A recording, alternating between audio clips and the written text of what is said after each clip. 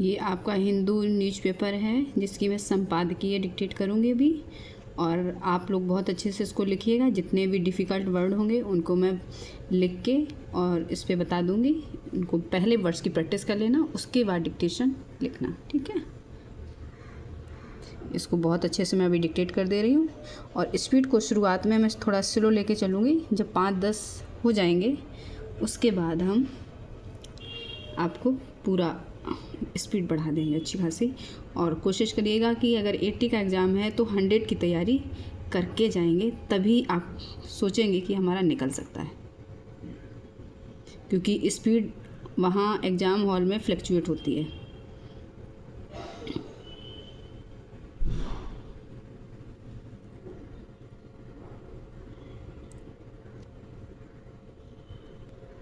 Yes, अमेरिकी रणनीतियों से वैश्विक पहेलियाँ उलझती जा रही हैं, जिससे हम समाधान के बजाय समस्याओं की ओर बढ़ रहे हैं।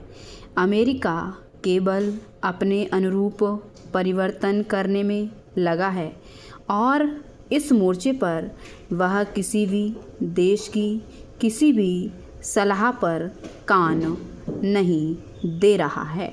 संयुक्त राष्ट्र के महासचिव एंटोनियो गुटेरस ने उचित ही कहा है कि वैश्विक समस्याओं का समाधान किसी एक शक्ति के दखल से नहीं होगा।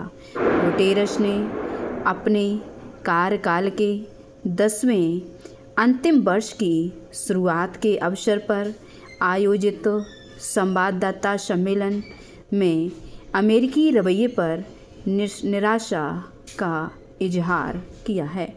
निराशा और गुस्सा जायज़ भी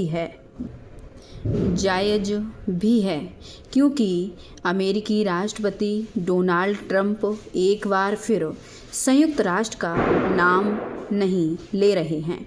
ट्रंप ने उन तमाम अमेरिकी राष्ट्रपतियों के प्रयासों पर भी पानी फेर दिया है जो संयुक्त राष्ट्र का आदर करते थे। बदलती या बिगड़ती दुनिया को लेकर अगर आज गहरी चिंता है तो होनी ही चाहिए। गुटेरस ने यह समझाने की कोशिश की है कि आज कई लोग अमेरिका और चीन के दो ध्रुवों वाले भविष्य की कल्पना करने लगे हैं, लेकिन यदि हम एक स्थिर विश्व चाहते हैं तो हमें बहुध्रुवीयता का समर्थन करना होगा। उधर गाज़ा में शांति का भविष्य भी खतरे में है, क्योंकि प्रमुख यूरोपीय देशों ने ट्रंप के शांति बोर्ड के निमंत्रण को ठुकरा दिया है। इतना ही नहीं, हमेशा अमेरिका के सहयोगी रहे ब्रिटेन ने वैश्विक समस्याओं से निपटने में संयुक्त राष्ट्र की महत्वपूर्ण भूमिका पर जोर दिया है। गाज़ा में जहां उम्मीद की किरणें मध्यम पड़ रही हैं, वहीं ईरान को घेरने की अमेरिकी कोशिश मुसलसल आगे बढ़ रही है। ट्रंप ने चेतावनी दी है कि ईरान के साथ तनाव के बीच बहुत बड़े शक्तिशाली जहाज ईरान की ओर बढ़ रहे हैं। ट्रंप की ईरान संबंधी नीति दयनीय है। वह ईरान में विरोध या विद्रोह को हवा दे रहे हैं। वह यहाँ तक कह चुके हैं कि प्रदर्शनकारियों के लिए बस मदद पहुँचने ही वाली है। गौर करने की बात है कि अमेरिकी सहयोग पर भरोसा करके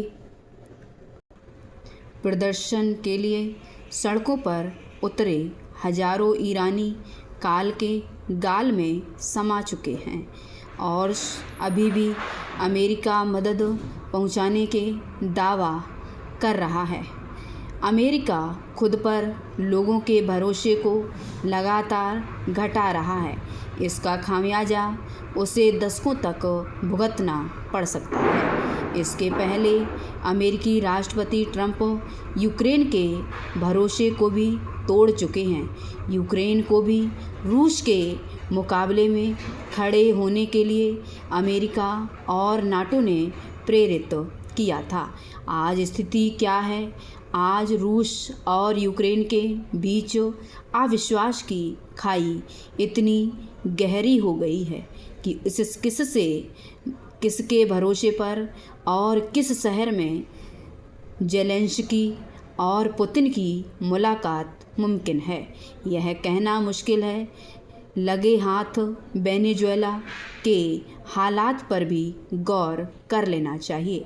अमेरिका के इशारे पर वेनेजुएला की सरकार ने तेल संबंधी अपनी नीति को बदल दिया है। सर्वाधिक तेल भंडार वाले वेनेजुएला में अब निजी कंपनियां भी तेल दोहन का काम करेंगी। यह कदम सीधे सीधे रूस और चीन के लिए चुनौती है। संभव है इस चुनौती से निपटने के लिए चीन कोई न कोई कदम उठाएगा। ऐसे में अमेरिका अब भारत की भूमिका तय करने के लिए बैठकें कर रहा है। यह त्रासद है कि चीन को घेरने के मकसद से भारत का इस्तेमाल करने के लिए अमेरिका रणनीति बनाता लग रहा है। भारत के प्रति अमेरिकी रवैया जैसा रहा है, उसकी रोशनी में भारतीय रणनीतिकारों को बहुत सचेत रहना होगा ताकि भारत दुनिया में समाधान का हिस्सा बने, किसी समस्या का नहीं। ये मैंने डिक्टेट कर दी है और मैं इसको कोशिश करूँगी कि 120 तक आपको न्यूज़पेपर लिखना आ जाए, चूँकि एग्ज़ाम 80 का होगा नो डाउट।